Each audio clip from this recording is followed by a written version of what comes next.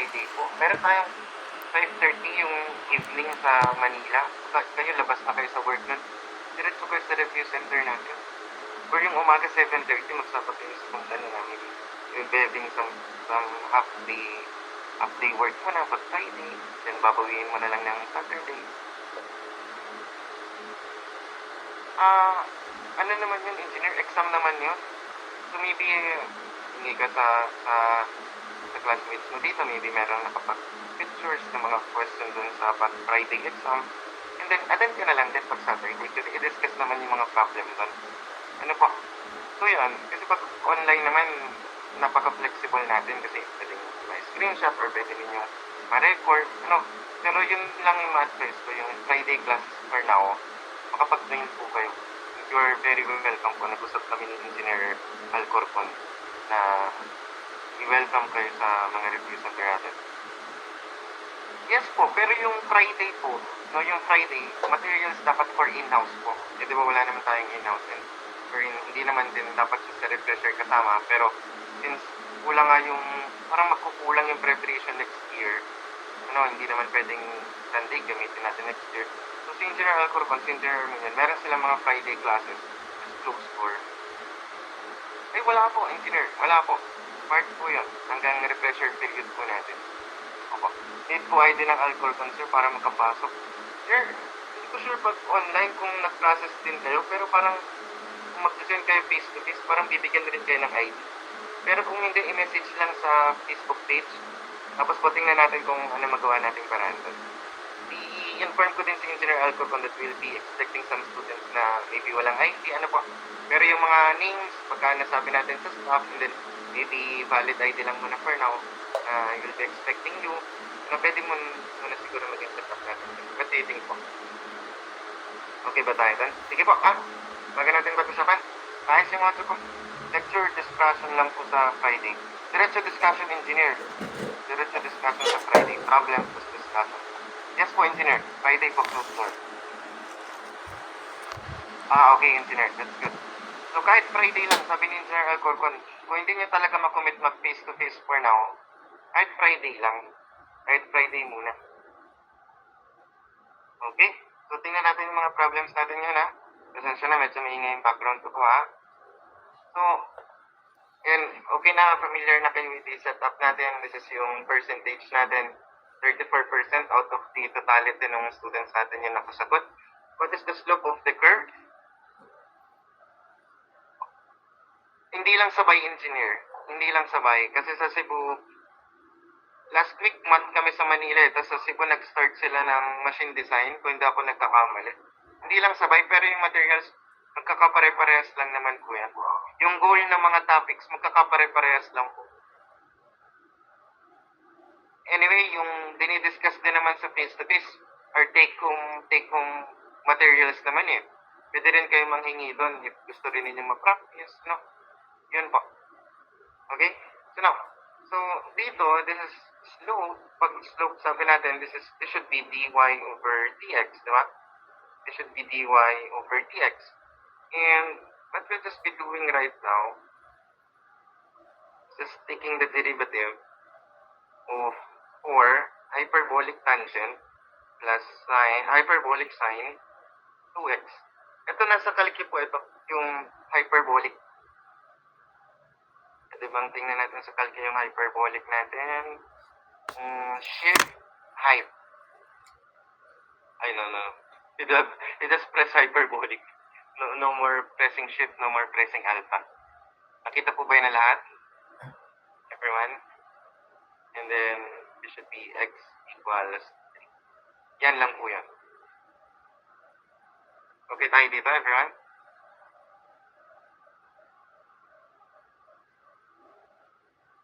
Okay, that's good. You can take a screenshot po.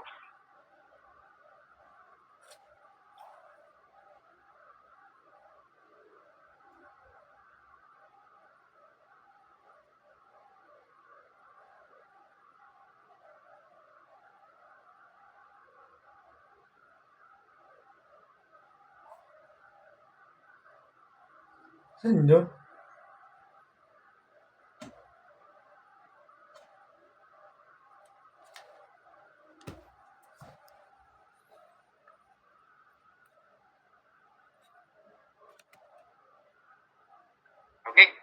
next one. Okay tayo dito. Can you give me a thumbs up or reason for everyone? By the way, is there anyone recording? Sige, subukan ko ako mag-record din ha.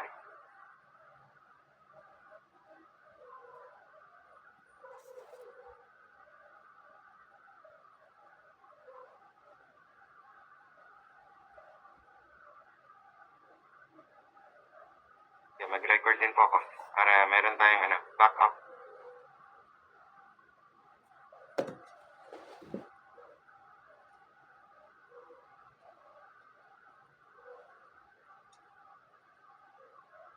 Okay. So we try the next problem natin.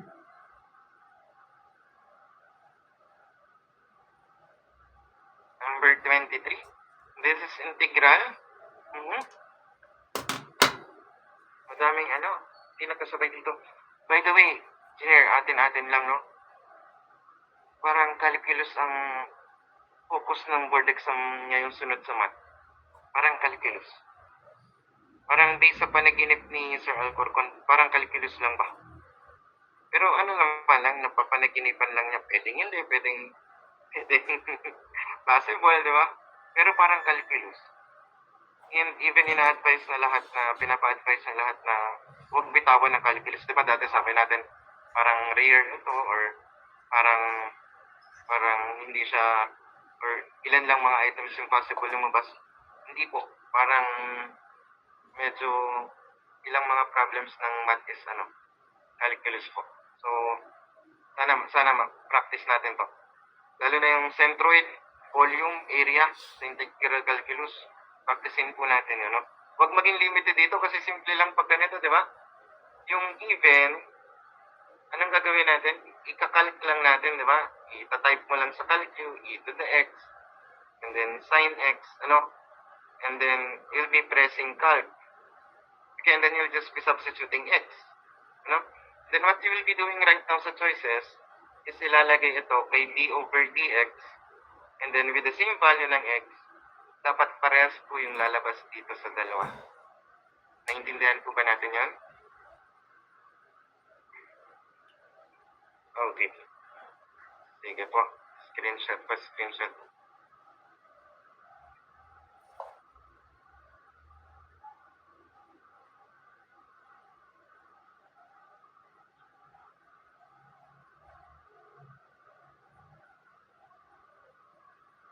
Mahalaga dito, makasabay muna kayo and then you have the understanding kung anong gagawin, and then most likely siguro mamaya ma-practice ninyo kung paano talaga siya gawin po Then nandun ako sa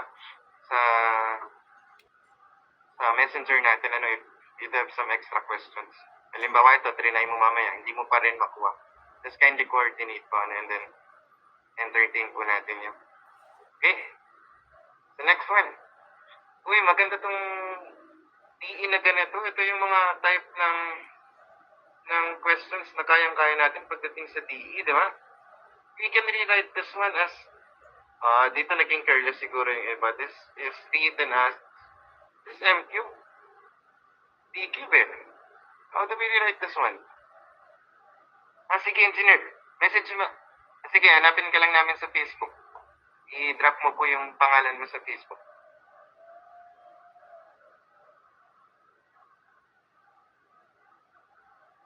This D cube, how do we rewrite this one, everyone?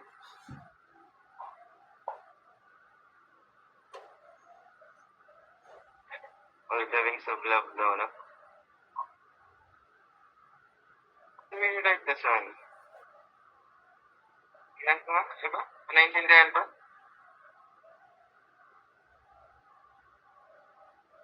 Setbox. Para hindi tayo masyadong fulfilled.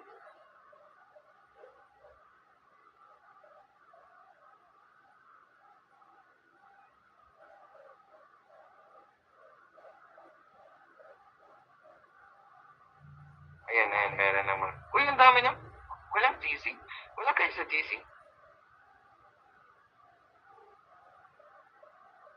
Bakit lang kayo nakapag-train?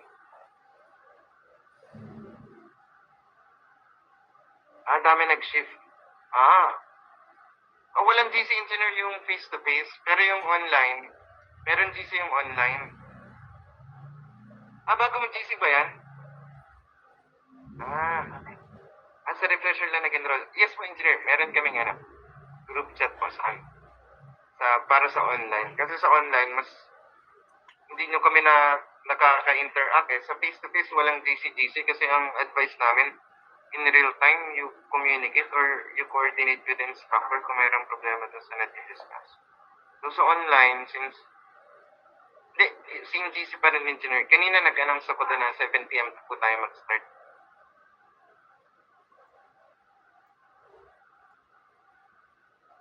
By the way, okay pa po yung audio ko? I'll be trying this one, everyone.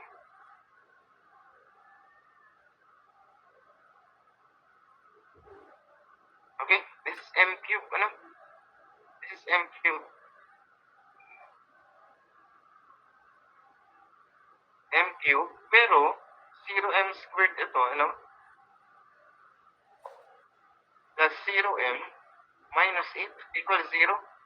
This is cubic. Kindly give me the roots po natin, everyone. Sige nga, kahit ito i-solve natin.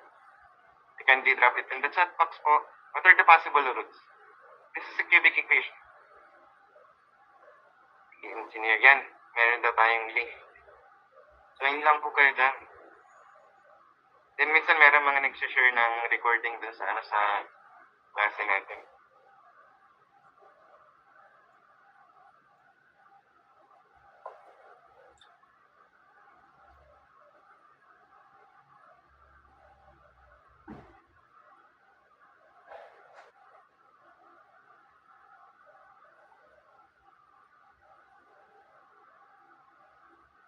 So, we do have 2. Meron tayong inputs dito. Hopefully, tinatry din ng iba. 1 is 2 and then 1 is 2 and then 2 are imaginary. Tama?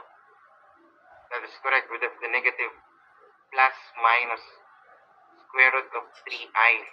So m1 is 2 and then m2, m3 natin, okay, or m2, m3 natin, negative 1 plus square root of 3i, or maybe you can say that is 1.732i, and then negative 1 minus 1.732i. Can you confirm this one? You give me a thumbs up. Okay?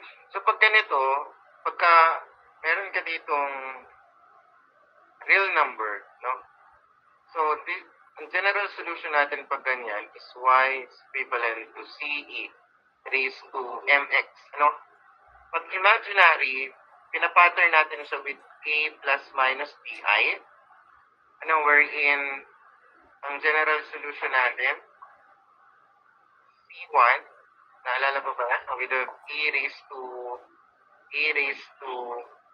ax, and then we have C1. So, meron ka ng C na ginamit dito. So, C2 na yung gagamitin natin dito, So, sin bx, and then we do have plus C3 cosine bx, So, makikita niyo po ito sa discussion natin ng differential equations po, So, ipapattern natin siya dyan. The general solution will be having C1 e raised to m1. Is this positive 2 or negative 2? Positive 2. So, we have 2x and then plus e raised to negative x and then C2 sine 1.732x plus C3 cosine 1.732x. That's letter Letter? Letter.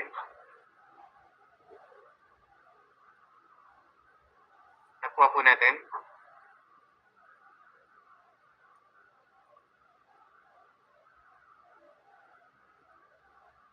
Nakuha lang yung roots and then you observe mo na yung choices, engineer. Pwede po. Pero dapat alam mo yung pattern. Alam mo yung pattern ng general solutions natin kapag real numbers, repeated, real and then equal, pag repeated, saka pag imaginary po. That is correct, engineer. And then pwede mong i-pattern na lang. Kasi kung hindi mo ma-recall na merong sine at cosine pag imaginary, yari tayo dyan. Baka yung letter A or letter B maging possible answer natin. Now, Ang kagandahan kung makalimutan mo yung pagkuha ng roots, halimbawa lang, di ba? Pero alam mo na may sine, cosine, at least choices mo should be letter C or letter B, di ba? So, at least 50% na lang ngayon yung yung probability na makuha mo yung tamang sagot. You take advantage of that po, ah.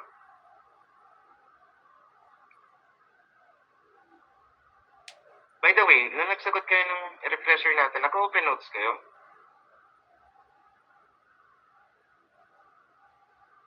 That's good, dapat hindi. Parang i-treat nyo sa exam, self-discipline ma. And then bilangin ninyo yung By the way, mamaya ko na lang i-share siguro sa GC or sa Discord yung ating yung ating answer key dun sa sa 1 to 100 po. Okay. Bibigyan ko kayong answer key nun. Yung 1 to 100 na ito. Okay. Number 38. Find the length of arc. And this is formula based, di ba? May formula tayo. S represents length of arc. We have the integral x1 to x2. Naalala ba to? Everyone? Anong formula? Sige, recall muna ninyo, recall. It have square root of 1 plus dy over dx raised to 2 and then dx. Ngayon, dito, ang problema natin, kailangan natin ng actual na evaluation natin ng dy over dx dito. Kasi hindi mo pwedeng diretso yan sa calculum. Kasi y yan. Ang kailangan mo is dy over dx. So, you should be solving first ln ng cosine x. If you can recall, ang derivative ng ln, anong derivative ng ln yun natin?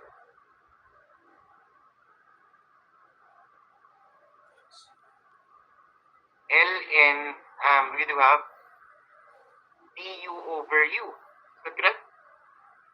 Can I say that is du over u? Tama ba? Winners? Anong derivative ng ln natin? du over u. So, derivative ni u, you will be letting u equals cosine x, no? Ang derivative mo dyan is, derivative ni ln u is du over u. Okay? So, we do have here derivative ni cosine x over u, cosine x. And this should be negative sine x, correct? Over cosine x. And that's good. Meron nagbigay ng input sa chat box natin. This is negative tangent x. That's good. Pero pwedeng ito na yung input mo dyan. Kung hindi mo siya ma-assess na tangent x, yun yung i-input mo dito.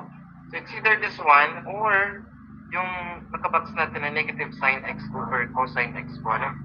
So we do have the integral from 0 to 5 over 3 and then square root ng 1 plus negative tangent x squared and then dx. Then we'll just be inputting this one sa calculator.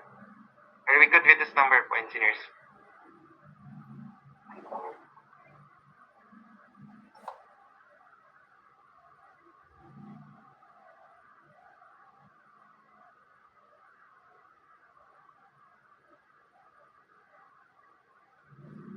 Okay ba tayo dito? Can you give me a thumbs up po?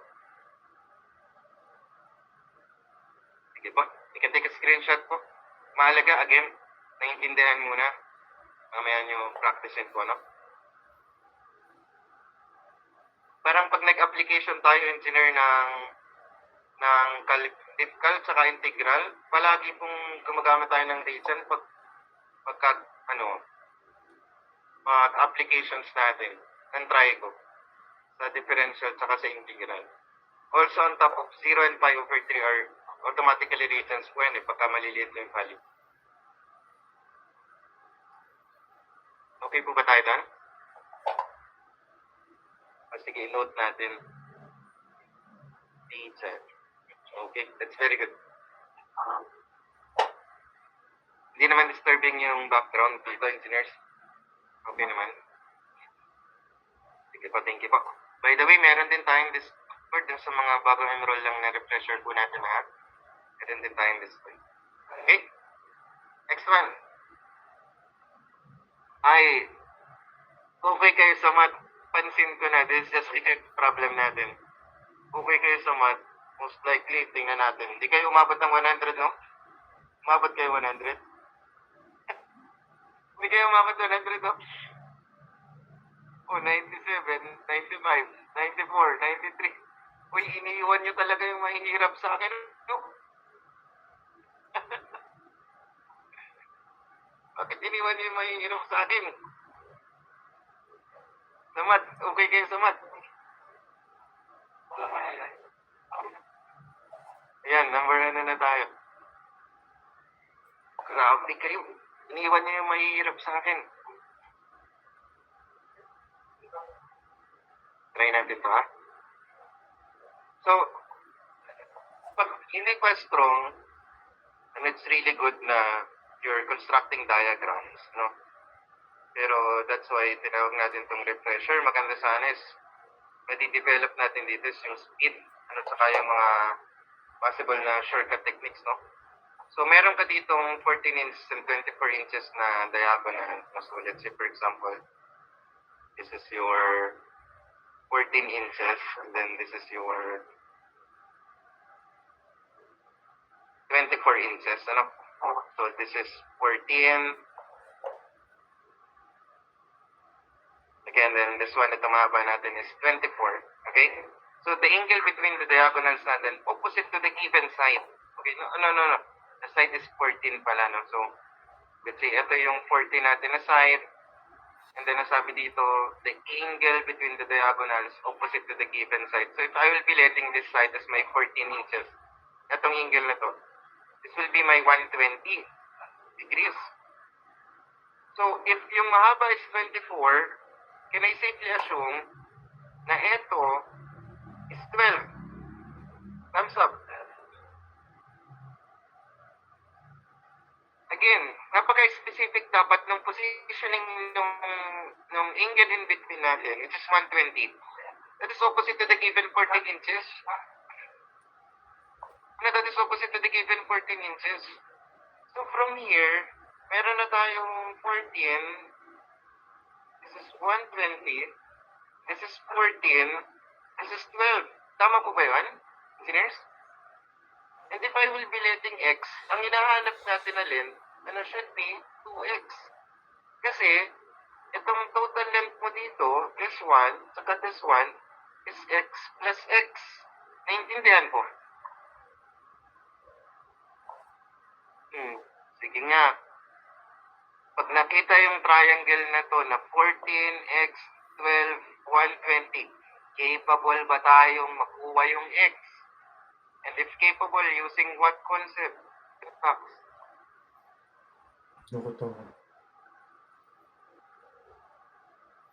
Cosine law, that's very good, no? So, kailangan, ang nasa left natin, yung opposite sa 120, kasi ang gagamitin mo dito is cosine 120, di ba? So, dapat, ang equation mo is 14 squared equals x squared plus, ito siya, 12 squared minus 2 times x times 12, and then cosine 120. Naintindihan po ba natin yan, engineers?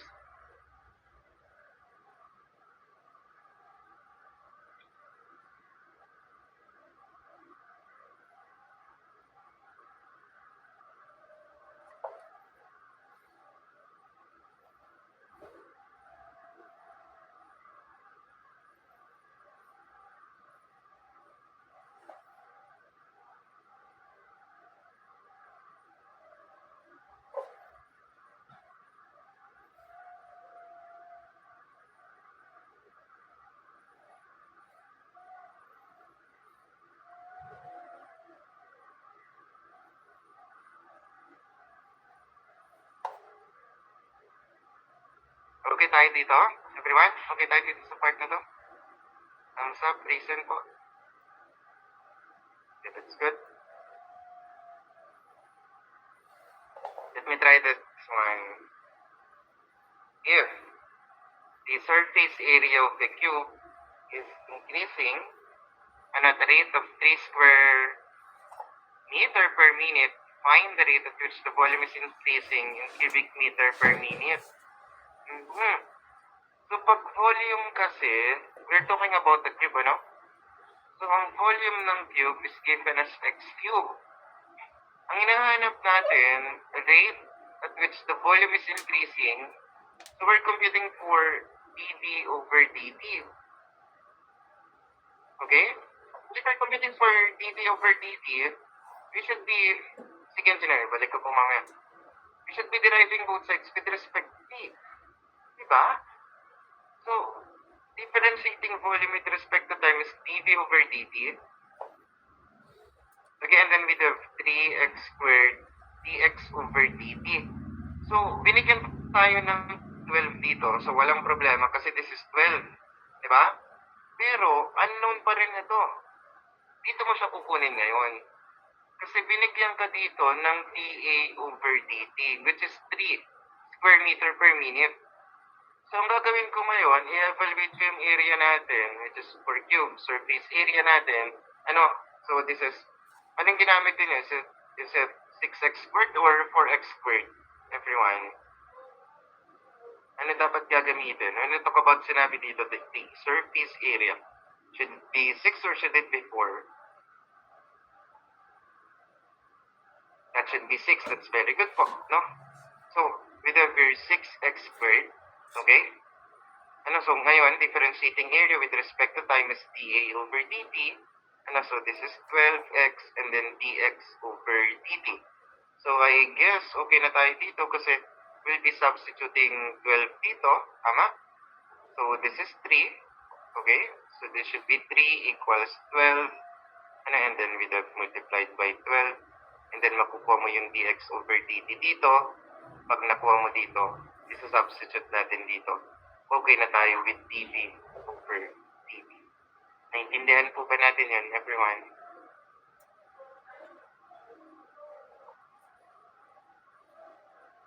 Okay ba tayo doon? Good. By the way, siguro ang maintindihan mo na ngayon is yung concept, no? And then, mamaya try po ninyo, no? Huwag ka lang mamaya masyadong umingilala yung background natin. So, I'll just be giving the process, the flow, the methodology, and then maybe you can practice it out later po pag natapos po tayo. And pag hindi nyo pa rin makuha, yan, usap tayo sa Discord natin. Pero so far, okay tayo? Siguro yung pacing natin medyo mabilis kasi ano, hindi ninyo natatry, pero mamaya, yan, masubukan ninyo yan.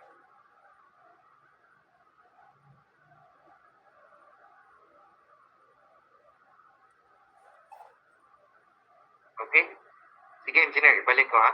Pero maging routine natin is pag na-miss out natin maybe on the next pagkakalimbawa nag-break time tayo or sa last set na, last problem natin.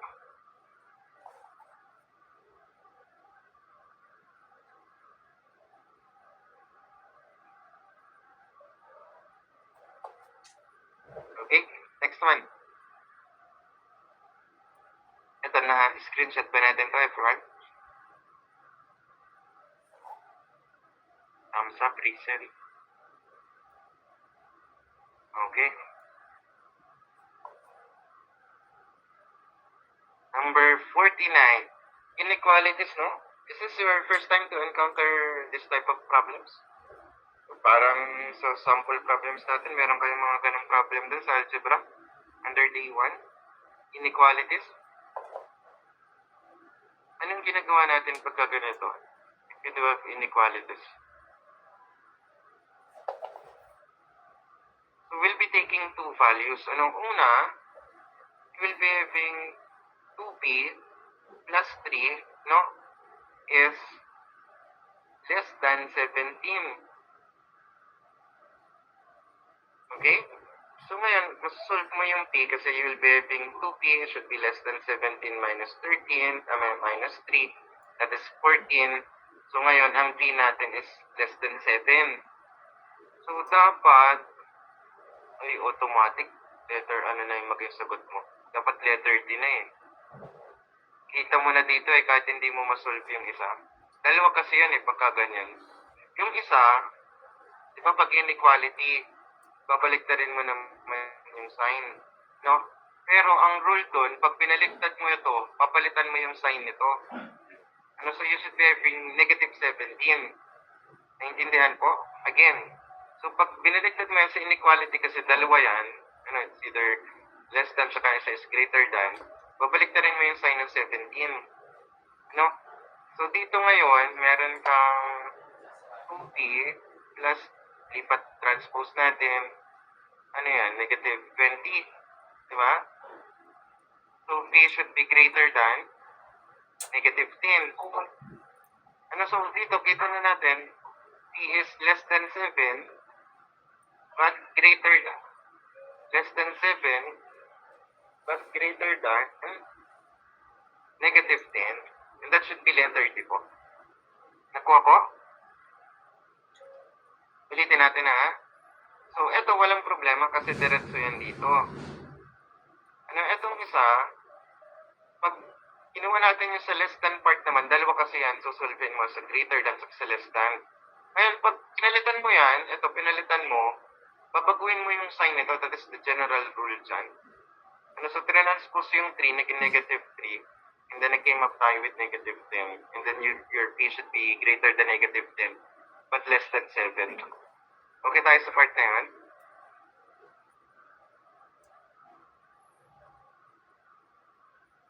Okay, that's good. Sige pa, screenshot.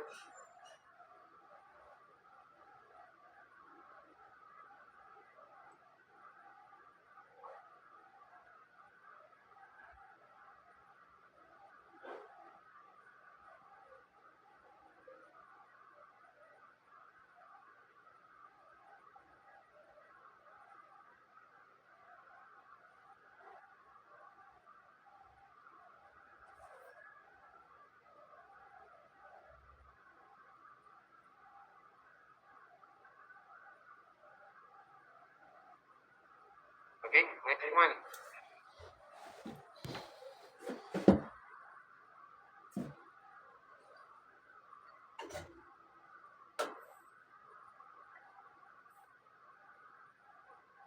Anong approach yung ginamit nyo dito? Sige nga, tingnan ko muna yung mga naging atake ninyo, that box.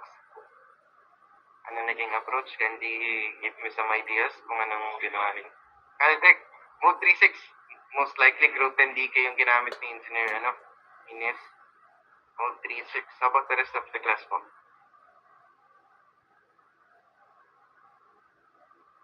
Dito kasi, we can utilize growth and decay. Di ba pag growth and decay naman natin, sige, anong Caltech natin pag growth and decay? Chat box. It's either 3-5 or 3-6. Is that correct? Pag growth and decay, you're utilizing mode 3-5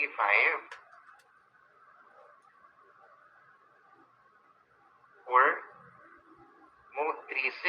And then, gagawa tayo ng table dyan wherein this will be my X column, Y column. And then, meron tayo dito chart. And give me confirmation muna sa part na to kung naiintindihan po ba natin yun or nare-recall pa ba to. And then, bigyan ko kayo ng idea kung ano ilalagay natin dito, So, ang gagawin mo muna, engineer, mag-determine ka muna dito ng original temperature difference natin. So, ang original temperature difference natin, XO, original temp difference, this is equivalent to, parang ganito, So, thermometer readings taken out where the temperature is 20 degree Fahrenheit, So, parang meron kang space dito na 20 degree Fahrenheit, okay? So, from that specific position, yung temperature difference mo is 75 minus 20. Which is 55? Okay, 55, So, after 4 minutes, ang temperature difference natin, naging 30 na lang yung thermometer. Ito yung magkaparehas, So, naging 30 na lang. Ano mangyari kung naging 30 na lang? Ano ng temperature difference natin ngayon? 30 minus 20. Kasi ito fix. Yan yung space natin. So after 4 minutes, we have your 10 degree Fahrenheit na temperature difference. No? So 0, 55, or this is 10. Is that correct? And now kindly give me 6y caret. Tatandaan, x po yan. No? This is the temperature difference after 4 minutes. This is the temperature difference natin after 6 minutes. Kindly try this one. So kindly po.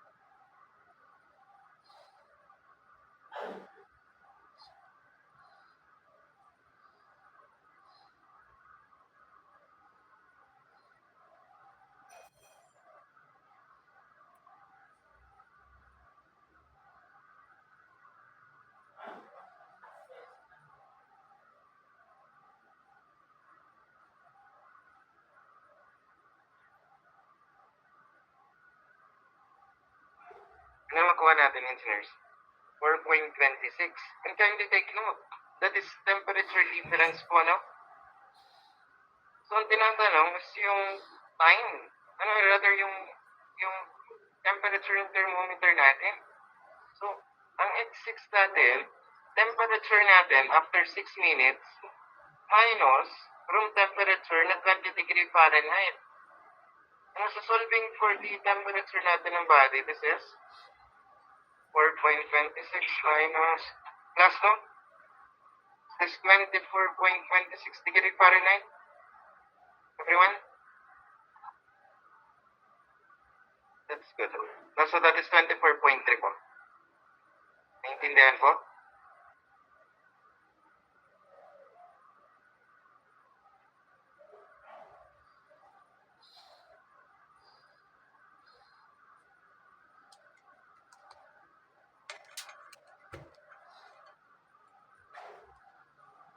Okay. Screenshot po, screenshot.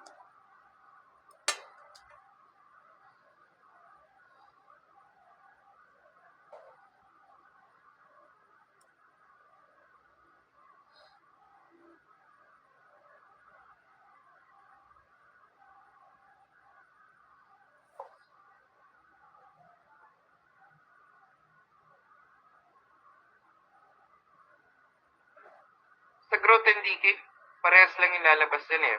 Ang pinagkaiba lang niya is yung ano bang tawag doon? Yung template kasi niya eh. Ang 3.5 natin is e raised to x eh. Ang 6 natin is a multiplied by b raised to x. Para siyang ganun. Pero parehas kasi exponential siya eh. Ang kailangan natin doon is exponential yung function natin. So, nag-behave yung graph ng 5 saka ng 6. Almost parehas lang yun ito about growth and decay po. Okay, tayo dito, engineers.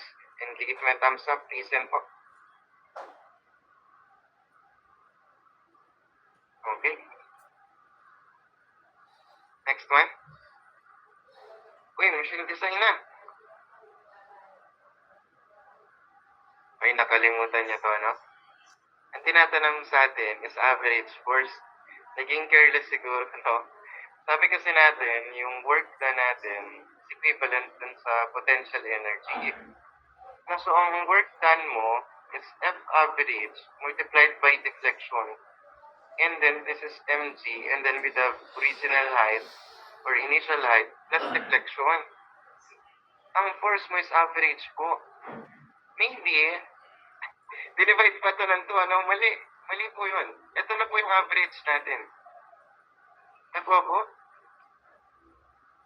Dito ba kayo nagkamali? Oo, kasi sabi natin, ang average mo is 1 half F. So, ang F natin, total po yun. Ano?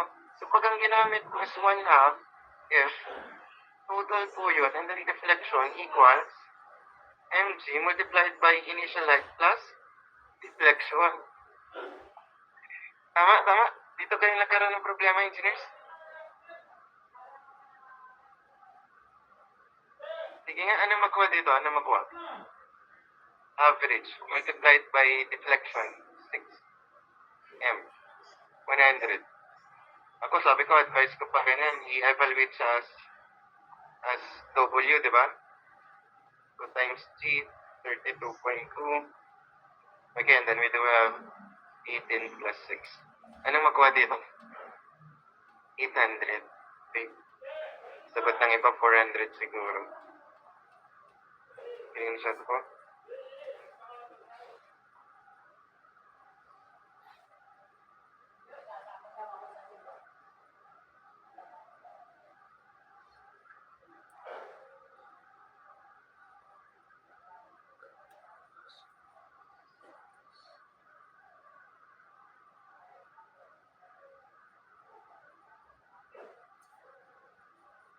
The next one. Tingnan natin saan pa kayo nagkaroon ng problema dito. 53. Sobrang honest naman ninyo, no? Sobrang honest kasi this should be formula-based, di ba? Pag 14.5 degree involute, anong formula natin ng clearance? Tingnan na, pwede nang tingnan sa table natin. 0.157 over diametral pitch. Ano ang unit ng module pag hindi given? Box? That's very good. So, pag hindi given, ang module mo is in millimeters, no? So, ang dp natin is equivalent to 1 over module. Dito ka na lang mag-convert. 1 inch, 25.4 mm, no? So, cancel yan. Per inches talaga yon. And then, makukuha mong clearance dito is approximately equivalent to 0.0154 inches. Naintindihan po? Engineers, okay tayo doon? Natandaan, pag hindi given ang module, per mm. Pag hindi given ang DP, diametral pitch, per inch. Ang module is rather, hindi per mm. Millimeters po ang unit ng module. Ang diametral pitch natin per inch. Per inch po siya. Okay?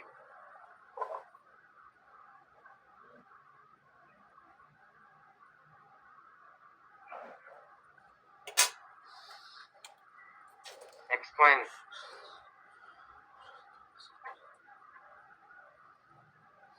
Okay tayo dito? Recent yan. Madami bang gising pa? Tingnan ko lang.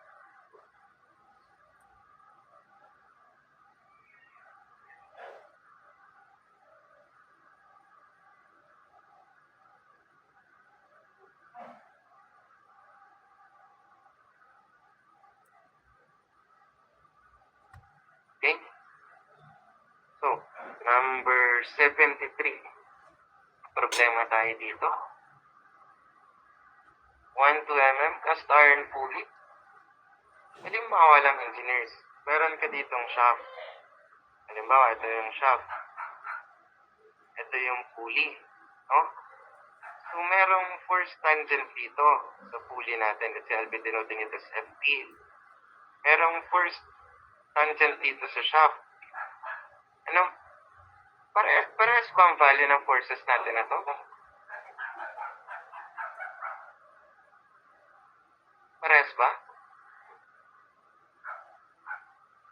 force? No. Alin ang parehas? Sige nga, kung naintindihan natin yung problem.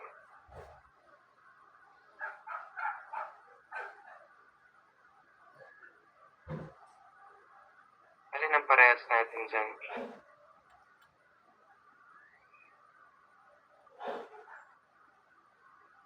Torque, that's very good. No? Natandaan po yun. Ang parehas po natin dyan is torque. So, yung torque ng pulley is equivalent sa torque nung shaft natin. Dito tayo dadaan na working formula. No? So, ngayon, wala pa tayo dito force, pero meron tayong shearing stress sa shaft. Gamitin natin na lang. So, solving for Fs, anong gamitin natin? Shearing stress is equivalent to force over area. Ayan. So, shearing stress natin is 14,000. PSI. Shearing force over shearing area natin is square key siya, di ba? 28.13. Sa shaft tayo, sorry. Diameter na yung shaft, 112.5 mm. So, 112.5. Ang given is shearing stress ng key. Dito tayo. Kasi merong key dito. No? Yan. Diba sabi natin, yung force dito, kung shearing, ito yung key natin. Kung shearing siya, ay close natin yan. So yung area natin to consider is this one. Ito nakahigang to, no? Yung force dito kay key, same thing dun sa force dun sa shaft. So, dito to kay key. Shearing stress kay key. So, area tayo ng key ngayon. Area natin, shearing area. Ayaw na. Hindi ka nakakain ng kahit shearing area natin, ilalagay ko sa rep, sayang 28.13 Wala ka nakakainin doon. mm. Okay lang ba? I-divide ko na ba? 25.4. Tulong. And then, this is Sasama daw ako ng Tito Dada sa Cebu. 175 over Okay lang. 25.4. Kunin ang Fs. Pag nakuha natin yung Wala Fs, naman ako dito. Fp Kano yung matanggap mo? multiplied by torque natin is force times perpendicular distance. 1, 2 mm divided by 2 equals yung makukuha na shearing force multiplied by 1, 1.5 divided by 2. Nakuha ko?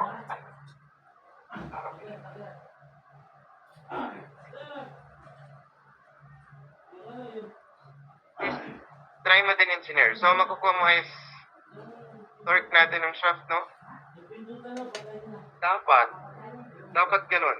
Kasi yung shearing stress mo, sabi dito, ganun din daw ang value ng shearing stress sa key. Saka sa shaft. So, dapat, kung shearing stress sa shaft, pwede rin gamitin 16 over pi d cube. Since given yung diameter ng shaft, dapat, theoretically, pues pwede. Naintindihan po ba natin ito, everyone?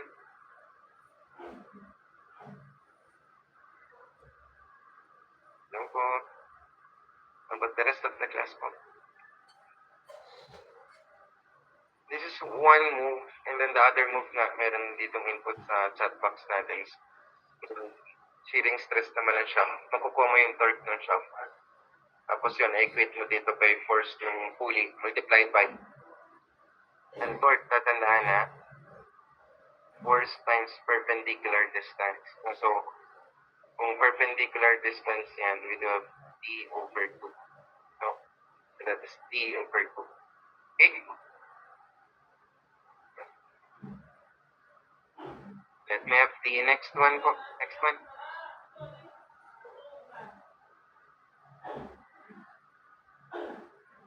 Iniwan nyo tong may hirap sa akin. Iniwan nyo yung may hirap ng machine design.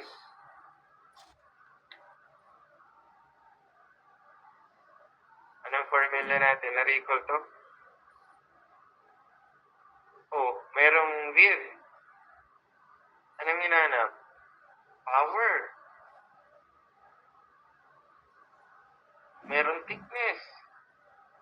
Ang kadadahan. PT. Naalala ba yun? Sige, engineer, balik ko po maya-maya. ED equals what? 550 P?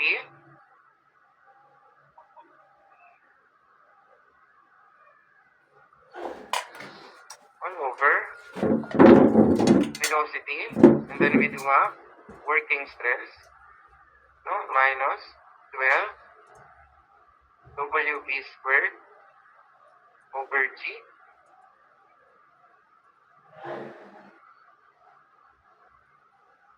Ano pa? Nakalimutan na ba? E to the F theta over E to the F theta minus 1. No? Sige, ako na lang mag-substitute. Anong tawag natin sa mga ganitong formula? Empirical formulas po. Ano? So, dapat dyan, memorize din nyo po ano yung mga unit analysis natin. Like this one should be in inches. Inches, ang power HP, working stress PSI, ang density natin dito should be pounds per inches cube, ano?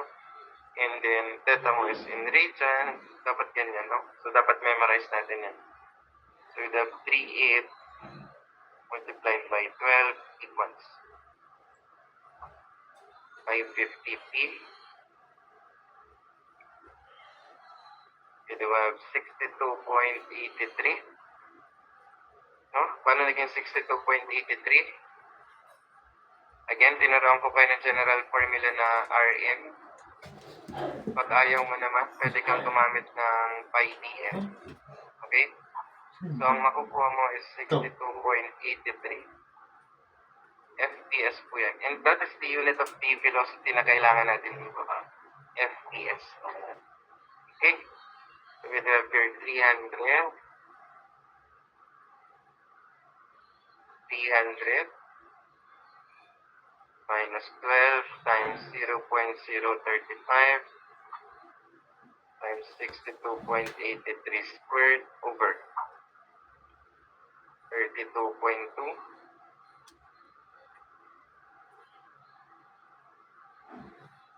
Then with the e raised to f 0.3 times 150 over 180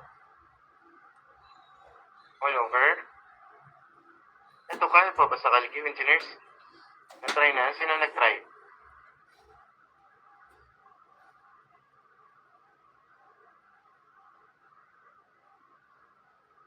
Ano man nag-try dito? Kaya ba sa Calcube? I store muna sa A.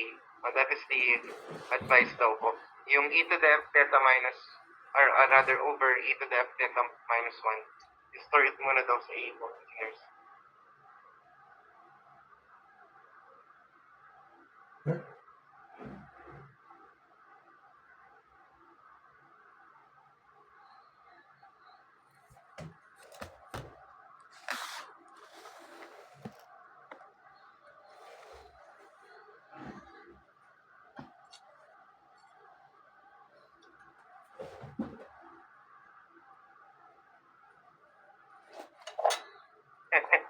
Saan nagkalimutan part, engineer?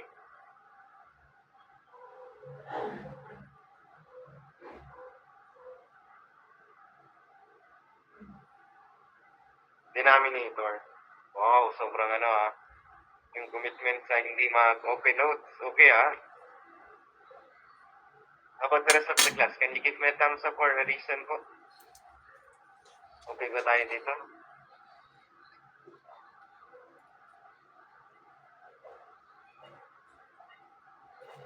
Okay, engineer.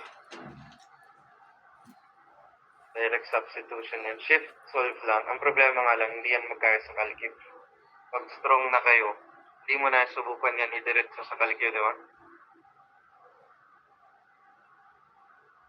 Ito, ingatan to, nasa baba tong 300, no? Okay? So, screenshot mo, and then later on, i-try po ninyo.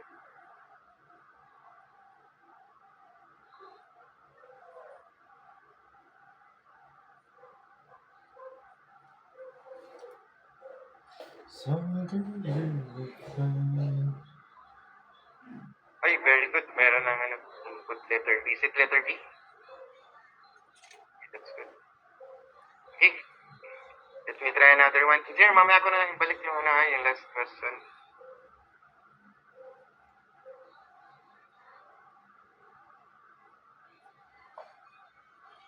Oo, combustion engineering. Ilan nakasagot? 30? Yung kanina? Uy, 34. Ito 30%. Saan tayo daan dito? Bilis, combustion engineering na agad. Parang ilang problems na ng machine design kayo ng problema, no? Kunin mo ng volume ng tank. Pakikuha ko ng volume ng tank. Pi over 4 t squared each.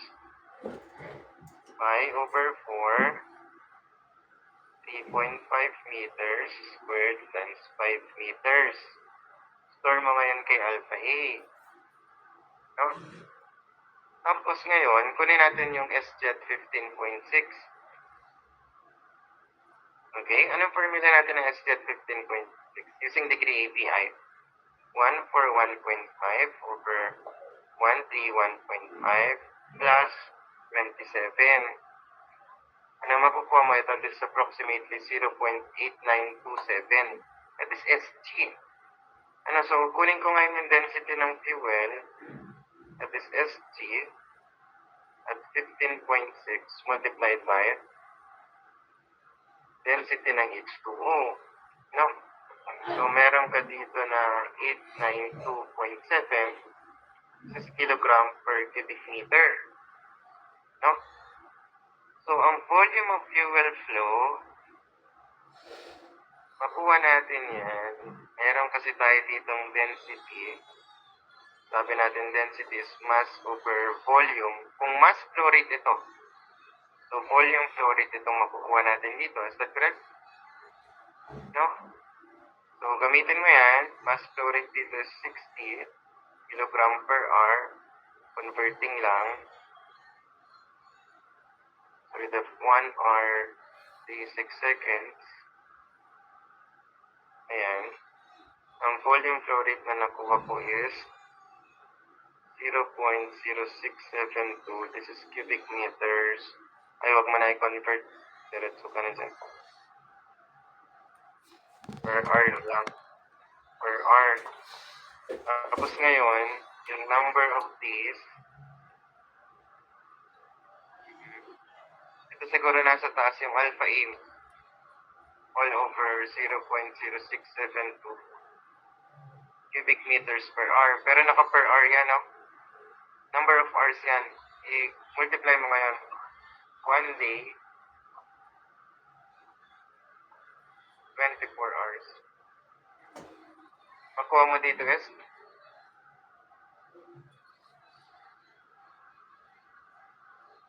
makuha mo 29.83 po. Screenshot po. That's good. Letter D. Number 3.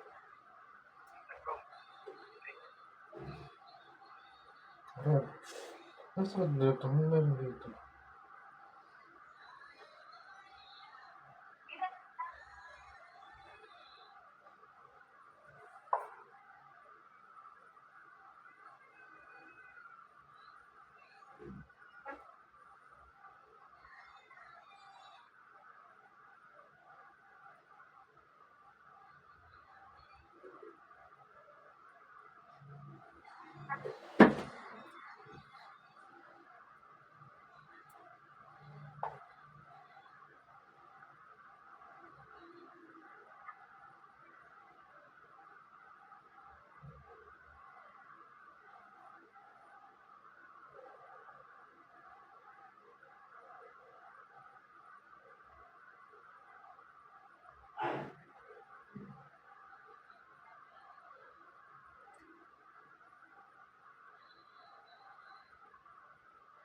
Okay, next one. Okay tayo dito, everyone? About the rest ko.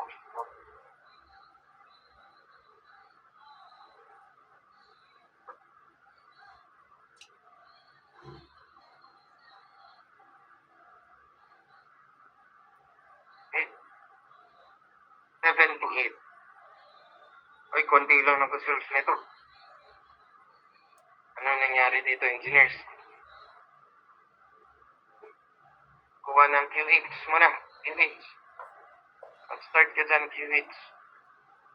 Anong formula ng QH? Ginagamit nila. 41130 plus 139.6 times degree API. No? Nakuha ko dyan approximately 45,318. That's kilojoule per kilogram. And then, para madali sa atin dito, i-convert natin yung 60 tsaka 80. So, ang ginawa ko, convert ko muna ito. Ang 60, 15.6 degrees Celsius. Ang 80, 26 degrees Celsius. So, pwede kang kumuha ng SG at 15.6. Again, meron degree API na gamit na natin kanina.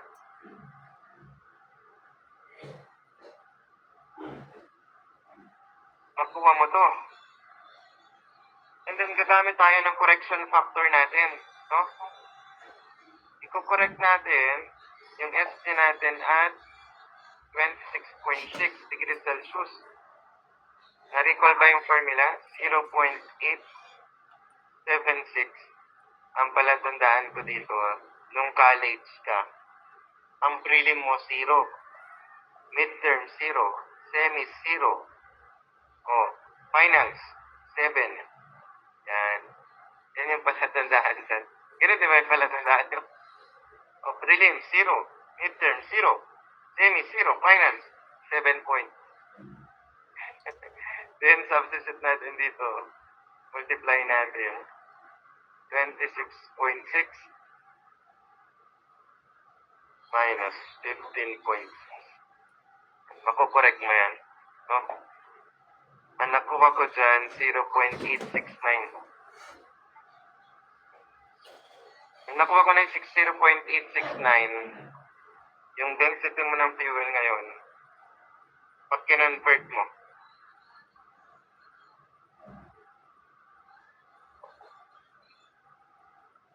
.869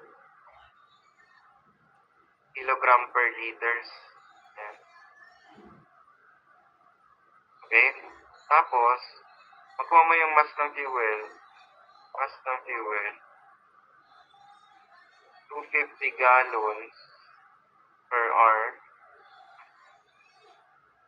Multiplied natin ng 3 point, anong conversion factor natin? 785 liters per gallon. Tapos, meron kang makompute na 0.00952 kilogram per second. No? Tapos, makuha mo na yung load dyan. Dito, kunin mo yung load. 32 kilowatt hours to over 24 hours. So, ang makuha dyan, 133.33 kilowatts. So, ang efficiency mo dyan, engineer, power output over input, MFQH, diba? MFQH. Saan mo gamitin yan? Sige po, subukan po.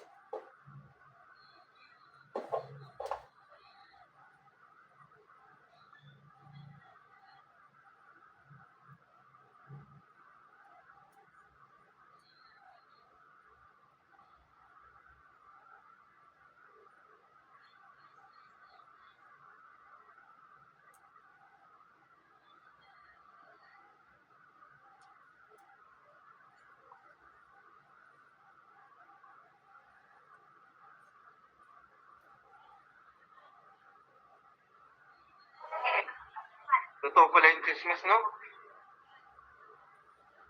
Parang gumagaling na kayo.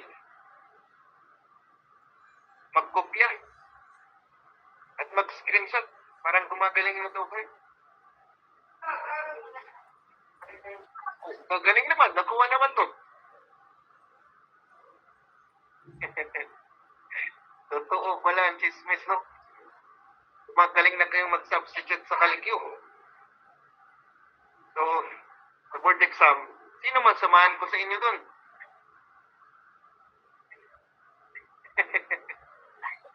Magkaligyo lang pala, no? Sana makapasa kayo lahat, no?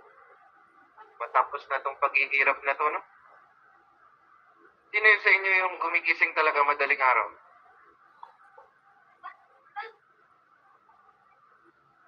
Meron talaga. Grabe yung sacrifices niyo, no? Para sa 13,000 na sweldo, no? Gising ka madaling araw, 3 a.m.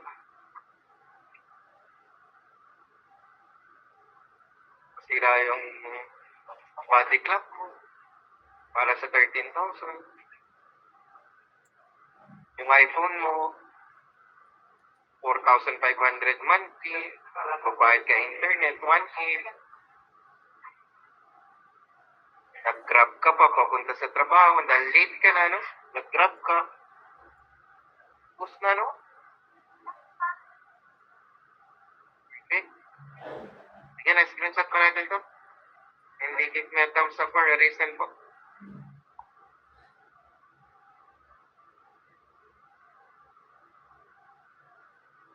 Okay pa ba kayo? Okay pa?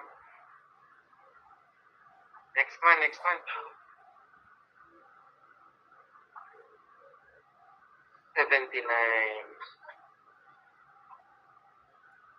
Sige.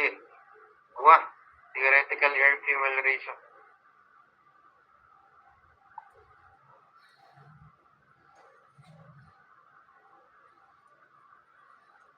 Ano yung theoretical air fuel ratio natin? 11.5 C plus 34.5 H minus O over 8 plus 4.3 S. No? Pag nakuha natin ito, kunin mo yung actual. Ang actual natin, theoretical multiplied by 1 plus XS. No? Sige nga. Sige, substitute mo na. Kunin mo na to. Pakikuha ko, engineers.